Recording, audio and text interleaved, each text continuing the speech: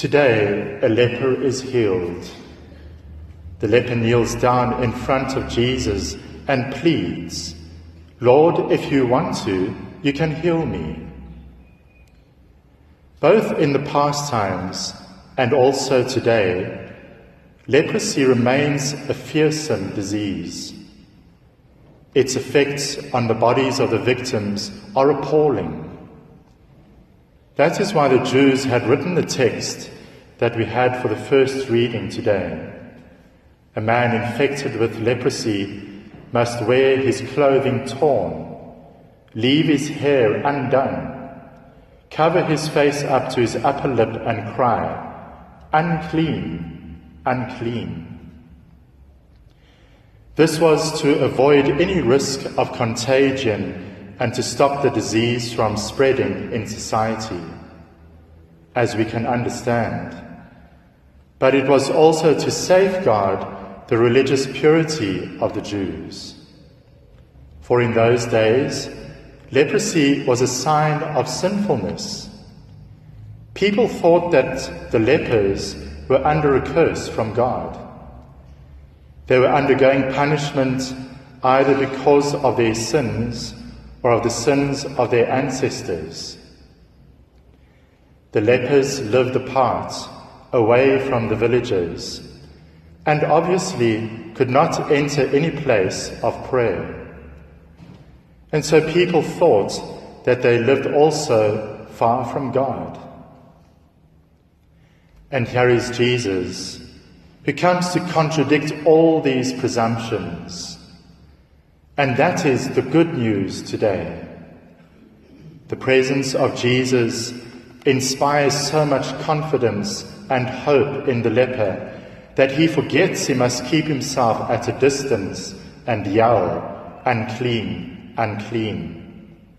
So he comes near to Jesus, falls on his knees and tells him, "Lord, if you want to, you can cure me. You can cleanse me and allow me to live like others and with others in society." The leper takes the daring step of going over to Jesus and his disciples, defying the interdiction to approach others or to meet them. And Jesus too responds with courage.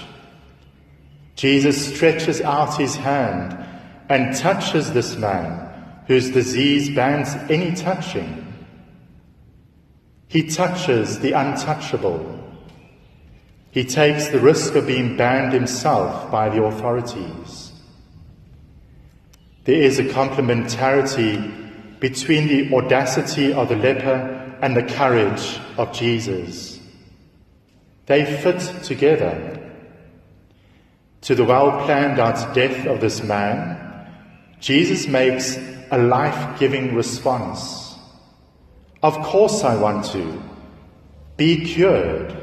Be purified. The mystery of our healing is that the infinite distance that separates us from God has been bridged by Jesus Christ.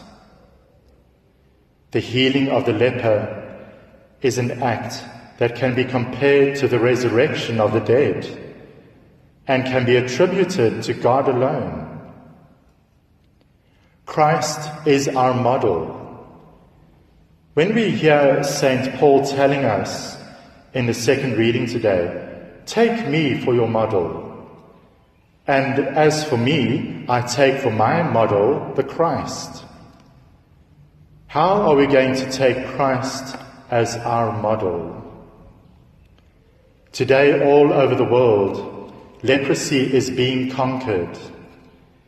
We can almost be sure that in a few years from now, leprosy will be eradicated from the face of the earth. But there are certain varieties of this disease that would probably continue to plague our society for a much longer time to come. Who is today's leper? Where is he? Today's leper is the guy who is not like me. It is the other one. It is the one whom I want to shun, the one I want to avoid, the one everybody wants to keep out of the way. Today's leper is each person who risks being kept at a distance in society. For me, who is a good Christian? The leper is this couple that does not stick together. It is this young girl who's expecting a child without any possibility of marrying. It is someone in my family who has been more than indelicate when we shared our inheritance. The leper is this girl who said to me one day that her own father told her, "Get out of my house and never come back again." Where will she go? Maybe the father also was a leper, since he had disfigured himself by saying something that a father should never say to his child. There are also other groups of modern lepers, those suffering from AIDS, those who are strangers in a country, and those who do not think like us. The leper? But sometimes it is me.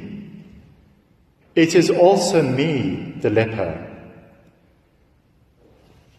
It's not always the other one.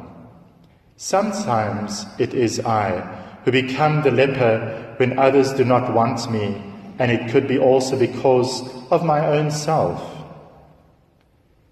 Every one of us has this shady part of his life that disfigures him, that makes him ashamed, and that is a cause for despair. When we feel like being a leper, let us not forget the gospel, the good news that we hear today. For God, there is no leprosy that He would not want to heal. He wants to heal all of us. For God, there is no mistake that cannot be repaired. Take along with you this good news, and please do not forget to spread it, just like the healed leper shouts the good news all over the show.